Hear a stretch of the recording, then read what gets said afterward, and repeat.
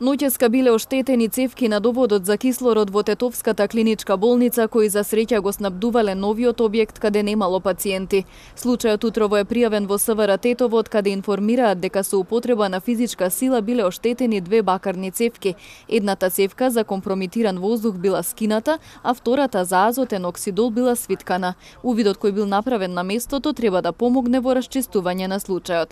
Од болницата велат дека е избегната трагедија, затоа што цевките не биле поврзани со ковид-оделенијата. За да не се повторат вакви инциденти, ќе се зголеми обезбедувањето.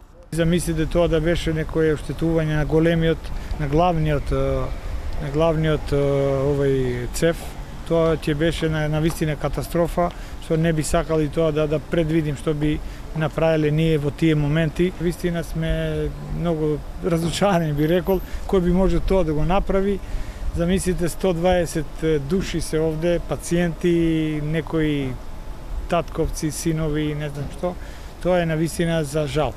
Токму кислородот е најважен овој период, затоа што речиси сите ковид пациенти се на кислородна поддршка. Бидејќи постојано има нови приеми, состојбата во болницата се уште е тензична. Последните 24 часа пак сме имале голем број на приеми, 14 пациенти.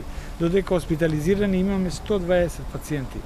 А починат сме имале за среќа само еден пациент, али здравствената состојба на останатите голем број од нив се навистина се уште во тешка здравствена состојба. Голем притисок има и врз гостиварската болница, каде капацитетите се исполнуваат. Доколку растечкиот тренд на хоспитализација продолжи, заболени ќе се препраќаат во болници во други градови. Моментално во болницата имаме хоспитализирано 108 пациенти. Вчера имало, значи 42 прегледи амбулантски. Од пациентите кои се хоспитализирани имаме 68 пациенти на кислородна поддршка и за жал имаме 2 починати пациенти.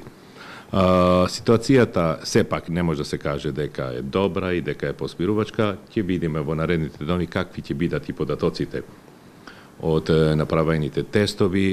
Инаку речиси 2/3 од вкупниот број активни случаи на COVID-19 се во Скопје, Тетово и Гостивар.